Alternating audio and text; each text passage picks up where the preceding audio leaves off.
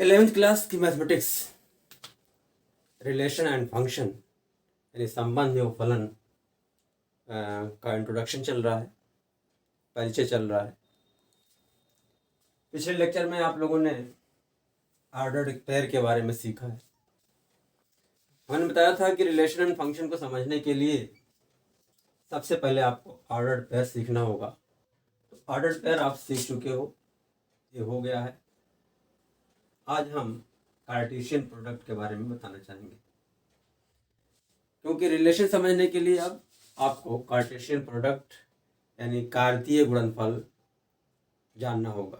Cartesian product क्या होता है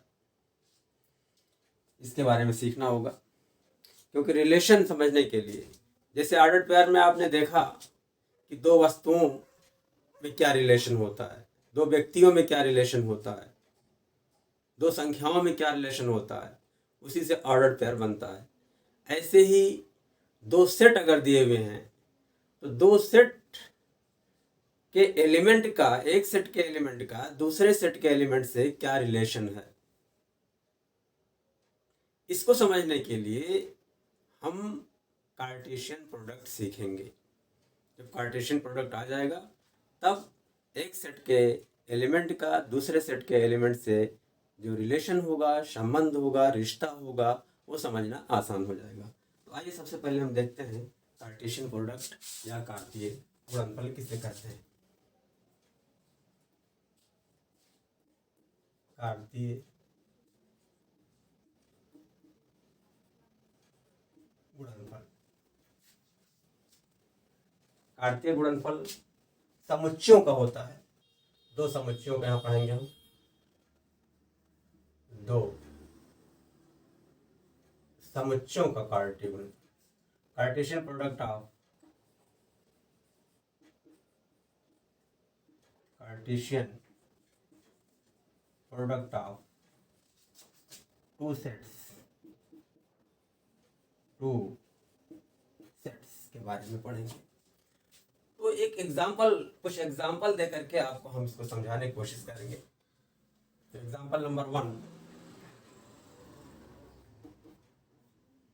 मान लेते हैं कि दो सेट, मान लिया एक सेट है, माना ए इक्वल टू खिलाड़ियों का समुच्चय हम ले रहे हैं। खिलाड़ियों का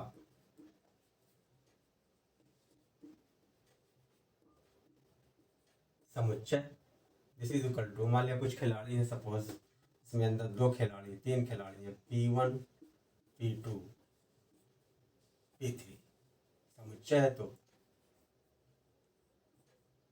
मतलब ब्रैकेट है। B इज इक्वल टू खेल का समुच्चय,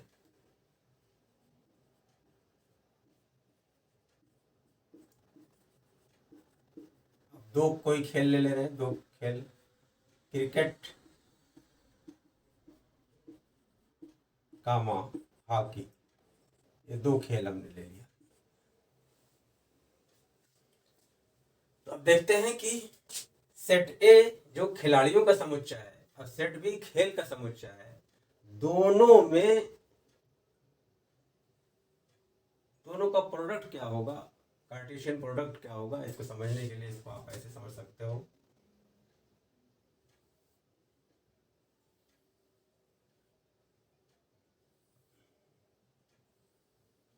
ये सेट ए है, ये हमारा सेट बी है।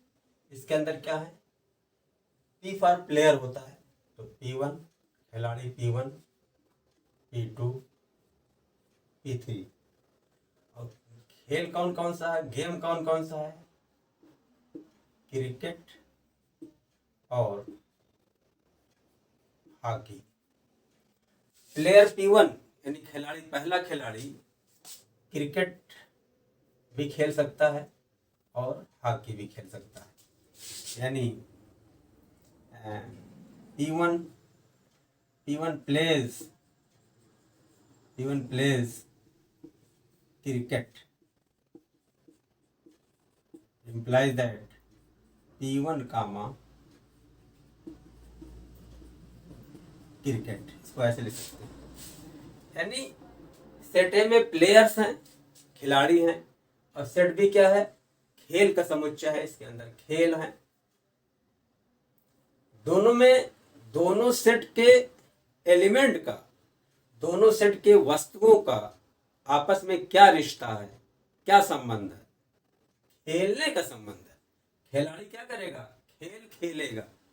P1 प्लेस गेम क्रिकेट, यानी P1 जो है क्रिकेट खेलता है, इसको ऐसे लिखेंगे P1 ब्रैकेट में। यही तो ऑर्डर पेयर है, पिछले लेक्चर में आपने सीखा है। P2, फिर P1 और क्या खेल सकता है, हॉकी। P1 प्लेस हॉकी, इसको क्या लिखेंगे, P1 कामा हॉकी। ऐसे दूसरा खिलाड़ी, ये भी क्रिकेट खेल सकता है, ये भी हॉकी खेल सकता है। तो P2 plays cricket implies that P2 comma cricket. ऐसे ही ये हॉकी भी खेल सकता है, P2 plays hockey implies that P2 comma hockey.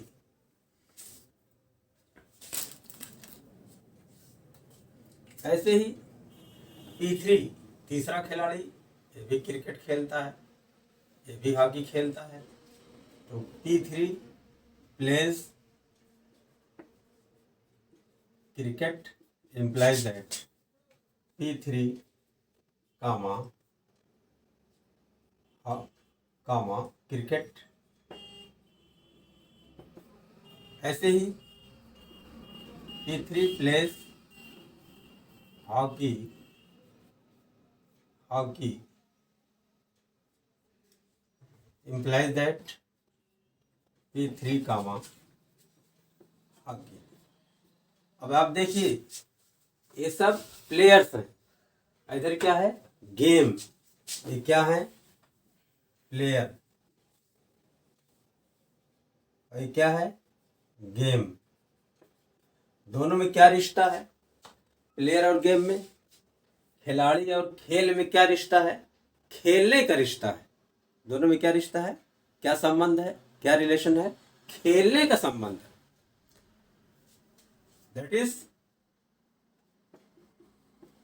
Player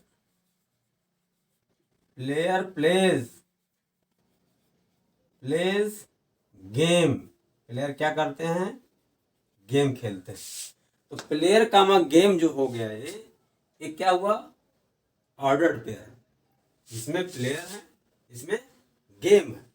तो प्लेयर, इसका सेंस क्या हुआ कि प्लेयर जो है, खिलाड़ी खेल खेलता है। प्लेयर प्लेज गेम, तो रिलेशन क्या हो गया, खेलने का रिलेशन। इसको क्या कहेंगे, खेलने का रिलेशन। यानी खिलाड़ी और खेल में खेलने का रिश्ता है। ऐसे लिखेंगे प्लेयर कामा गेम।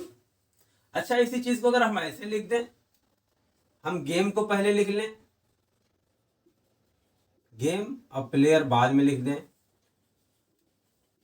पहले गेम लिख लिया, फिर प्लेयर लिख लिया। तो अब इसका क्या सेंस हो जाएगा कि गेम खेलता है खिलाड़ी, प्लेयर, यानी game pledge player. It is possible, क्या ये संभव है। इसका मतलब क्यों, इसका मतलब कि player game does not equal to, क्या संभव है, नहीं संभव है। That is player comma game does not equal to game comma player. तो अब आप देख रहिए, यहां पर कितने ऑर्डर्ड पेयर बन रहे हैं, 1 2 3 4 5 6, 6 ऑर्डर्ड पेयर बन रहे हैं। तो यही ऑर्डर्ड पेयर का जो सेट होगा, वही Cartesian product of two set होगा। देयरफॉर ए तथा बी का, ए तथा बी का कार्तीय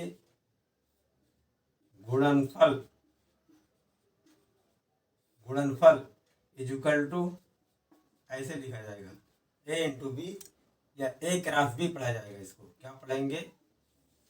ए cross B. This is equal to, लिखा क्या जाएगा सेट के अंदर? P1 क्रिकेट, P1 हॉकी, तो P1 कामा क्रिकेट को अगर C लिखें तो P1C हो जाएगा, कामा H हॉकी को H लिखें तो हो जाएगा P1H, comma P2C, comma P2H, comma P3 cricket, P3C, comma P3 hockey H के। इस तरीके से ये हुआ हमारा Cartesian product of A set A and set B, यानी समुच्चय ए तथा समुच्चय बी का कार्तीय गुणनफल। तो ये जो आ रहा है ऑर्डर पेयर आ रहा है, इसी को ऑर्डर पेयर कहते हैं। ये कैसा है? ये पहला एलिमेंट है, पहला एलिमेंट, दूसरा एलिमेंट, तीसरा एलिमेंट, चौथा एलिमेंट, पांचवा एलिमेंट, छठवां एलिमेंट। तो कितने एलिमेंट इसमें हो गए? कुल 6। कैसे आएगा कि number of element in Cartesian product is equal to number of element of set A is equal to number of element of set B के। तो एक एग्जांपल तो हमने ये दिया खिलाड़ी और खेल। अब दूसरा एग्जांपल हम दे रहे हैं टीचर और सब्जेक्ट का, यानी एक टीचर पढ़ाता है, कुछ सब्जेक्ट का नाम दे ले रहे हैं। दूसरा एग्जांपल, इसको आप नोट कर लीजिए, एग्जांपल नंबर 2, बिल्कुल मिलता जुलता। माना ए इज इक्वल टू अध्यापकों का समुच्चय, ए इज इक्वल टू अध्यापकों यानी टीचर का समुच्चय। तो अध्यापक टी फॉर टीचर होता है, T1 ले लिया, T2 ले लिया और T3 ले लिया। अध्यापक क्या करेगा? पढ़ाएगा। क्या पढ़ाएगा? Subject. B is equal to विषय का समुच्चय, सब्जेक्ट का सेट ऑफ सब्जेक्ट्स। अब विषय कुछ ले रहे हैं हम, विषय ले लिया हमने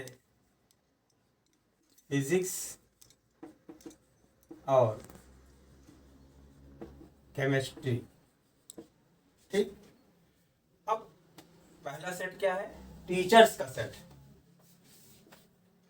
टीचर T1 हो गया, दूसरे टीचर T2 हो गए, तीसरे टीचर T3 हो गए। सब्जेक्ट क्या क्या हमने लिया? फिजिक्स और केमिस्ट्री। आप देखिए फिजिक्स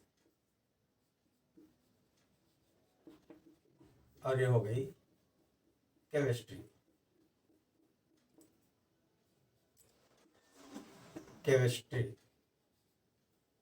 तो टीचर, पहला टीचर फिजिक्स पढ़ाता है और केमिस्ट्री पढ़ा सकता है। Teacher T1 teaches, teacher T1 teaches क्या चीज? फिजिक्स। तो लिखा जाएगा यहाँ पर T1 कामा फिजिक्स। सब मिटा दे रहे हैं।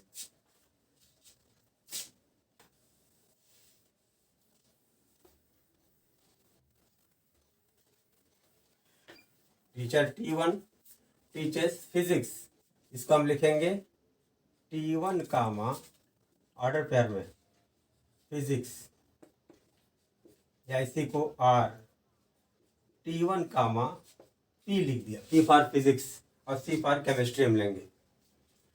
टीचर T1 केमिस्ट्री भी, teacher T1 teachers chemistry implies that T1 comma C for chemistry. फिर T2 टीचर T2 यानी दूसरा teacher, second teacher teachers physics implies that T2 comma P फिर teacher T2 teaches chemistry implies that T2 comma C। फिर तीसरा teacher जो है इसका भी क्या है, पढ़ाने का रिलेशन है, फिजिक्स पढ़ाता है, पढ़ा सकता है। T3 teaches physics implies that T3 comma C। ऐसे ही तीसरा टीचर पढ़ा सकता है chemistry, implies that T3 comma C के। आप देखो टीचर टीच कर रहा है, क्या सब्जेक्ट टीच कर रहा है। टीचर हो गया, टीचर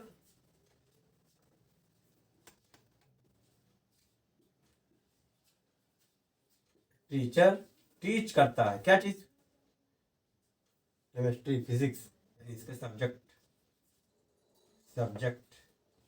ये जो ऑर्डर पेयर हुआ टीचर और सब्जेक्ट का ऑर्डर पेयर हुआ। Teacher teaches,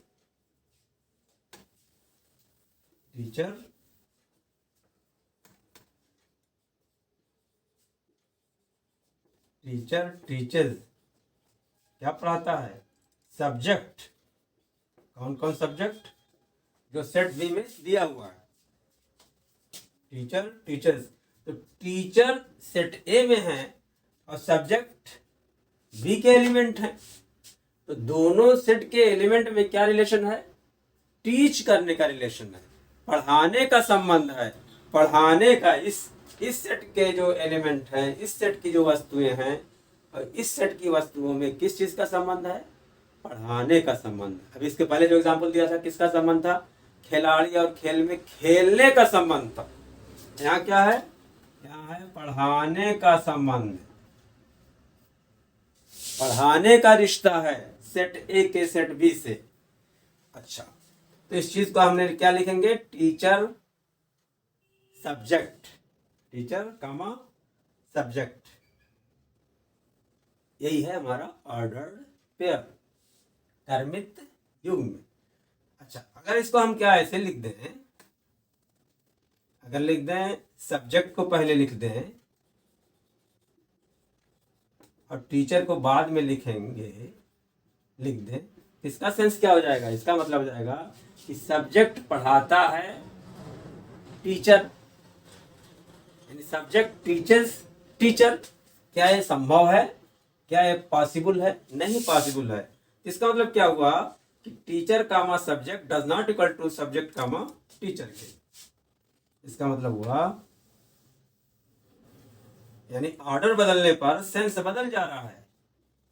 teacher comma subject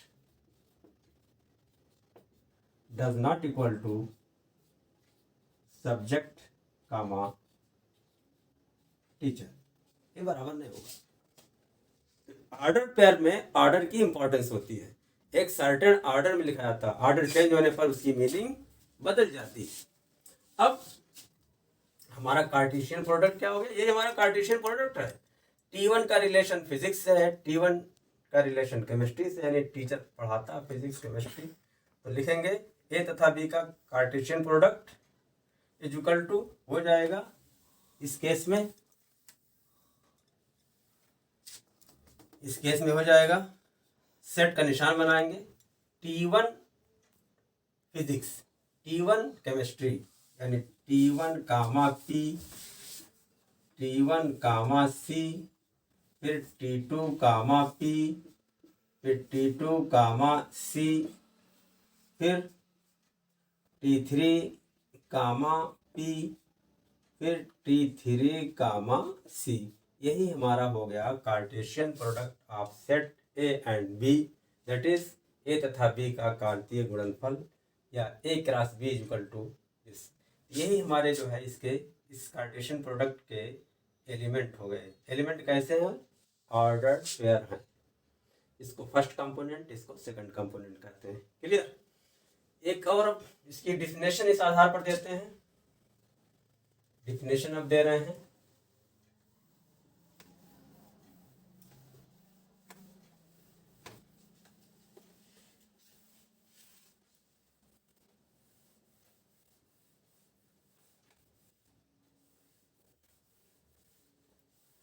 Cartesian product की, बहुत ही इम्पोर्टेंट होता है। आप 12th क्लास में जाओगे तो वहाँ भी यही चैप्टर हमारे पास आएगा, इसलिए आप 11th क्लास में अच्छे ढंग से इसको सीख लीजिए ताकि 12th क्लास में आपको आसानी होगी।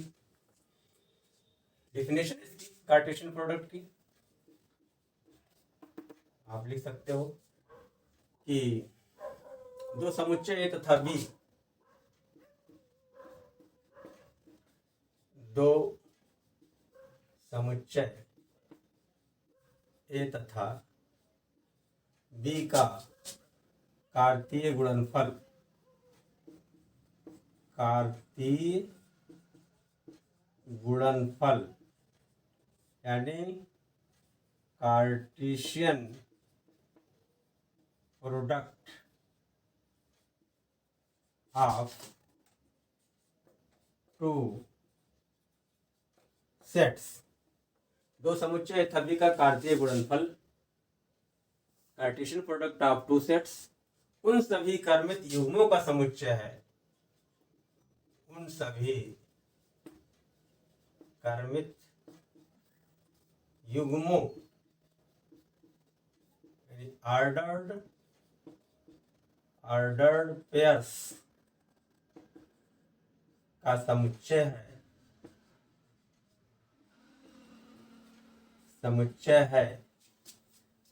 जिसका प्रथम घटक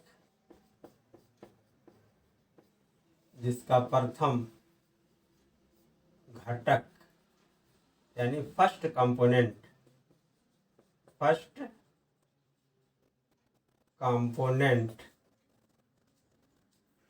एक अवयव हो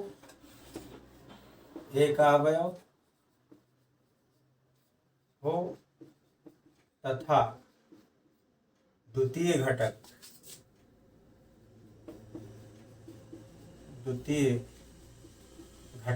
यानी सेकंड कंपोनेंट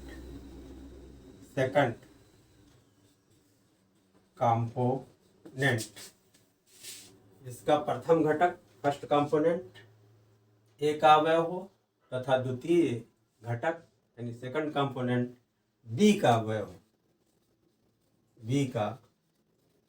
अवयव हो। क्लियर? तो दो समुच्चय ए तथा बी का कार्तीय गुणनफल उन सभी कर्मित युग्मों का समुच्चय है जिसका प्रथम घटक ए का अवयव हो तथा द्वितीय घटक बी का अवयव। इसको ऐसे लिख सकते हैं, that is A cross B, Cartesian product of A symbol में लिखेंगे A cross B is equal to ordered pair a b such that small a belongs to capital A and small b belongs to capital B। अब इसको एक और example समझने की कोशिश करते हैं।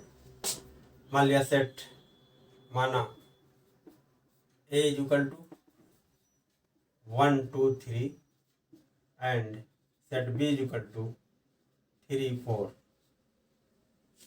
therefore A cross B Cartesian product of set A and set B is equal to that is A cross B is equal to। अब क्या तरीका बताएगा कि दो समुच्चय A तथा B का कार्तीय गुणनफल उन सभी कर्मित युग्मों का समुच्चय यानी कार्तीय गुणनफल क्या होता है, एक समुच्चय होता है किसका, उसमें एलिमेंट जो होंगे ऑर्डर्ड पेयर होंगे। ऑर्डर्ड पेयर कैसे होंगे, पहले सेट का पहला एलिमेंट के साथ दूसरे सेट का पहला एलिमेंट होगा। देखो इसका पहला एलिमेंट उठाएंगे 1, इसका ले लेंगे A, फिर 1, फिर इसका दूसरा, फिर 2 लेंगे 2 3, फिर 2, अच्छा इसको ऐसे कर दे रहे हैं 4 5 कर दे रहे हैं, 1 4, फिर 1 5, फिर 2 4, फिर 2 5, फिर 3 4, फिर 3 5, ऐसे। अगर सेट को हम बना लें इस तरीके से, सेट A 1 2 3 और सेट B 4 5, 1 का रिलेशन 4 से, 1 का रिलेशन 5 से है, तो 1 4 इसका एलिमेंट हो गया कार्टेशियन प्रोडक्ट का, फिर 1 5 का हो गया। ऐसे ही 2 4 और 2 5, 3 4 और 3 5। तो Cartesian product of set A and B is equal to 1 4। ये क्या है? ये सब ऑर्डर्ड पेयर हैं, यही सब इसके कार्टेशियन प्रोडक्ट के एलिमेंट है। क्लियर? और इसमें 1 4 does not equal to 4 1, 1 5 does not equal to 5 1।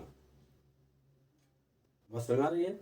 इस तरीके से अच्छा एक चीज और है, नंबर ऑफ एलिमेंट कितने होंगे कार्टेशियन प्रोडक्ट में? Number of element in Cartesian product, उस पर सिंबल हो जाएगा n a cross b is equal to number of element in set a into number of element in set b। अगर कहा जाए a क्रॉस b में कितने एलिमेंट हैं, ये फार्मूला हुआ n of a cross b is equal to number of element in set a into number of element in set b। a में कितने एलिमेंट हैं? 3, तो हो गया 3। अब b में कितने हैं? 2, तो 3 इंटू 2 इज इक्वल टू 6। आप गिन लो, 1 2 3 4 5 6। तो अगर 2 सेट दिए हुए हैं, अब कार्टेशियन प्रोडक्ट में आपको एलिमेंट ज्ञात करना है, तो सेट ए के एलिमेंट से सेट बी के एलिमेंट में मल्टीप्लाई कर दो, तो number of element in Cartesian product of 2 set, यानी 2 समुच्चय के कार्तीय गुणनफल में कितने एलिमेंट हैं, कितने अवयव हैं, ये निकल जाएगा। Number of element in A cross B is equal to number of element set A into number of element in set B के। क्लियर? उम्मीद करता हूँ आपको जो है कार्टेशियन प्रोडक्ट समझ में आ गया होगा। अब कार्टेशियन प्रोडक्ट अगर आपके समझ में आ गया है, ऐसे आप बहुत से एग्जाम्पल ले सकते हो भाई। जैसे एक चीज और देख रहे हो, एक कार्टेशियन प्रोडक्ट में जो रिलेशन है बड़ा ही फ्लेक्सिबल है, बड़ा लचीला है। इसका दोनों से है, इसका भी दोनों से है, इसका भी दोनों से है। बहरहाल उम्मीद करता हूँ कार्टेशियन प्रोडक्ट आपके समझ में आ गया होगा। अब इसके बाद अगले लेक्चर में हम आपको बताएंगे रिलेशन क्या होता है।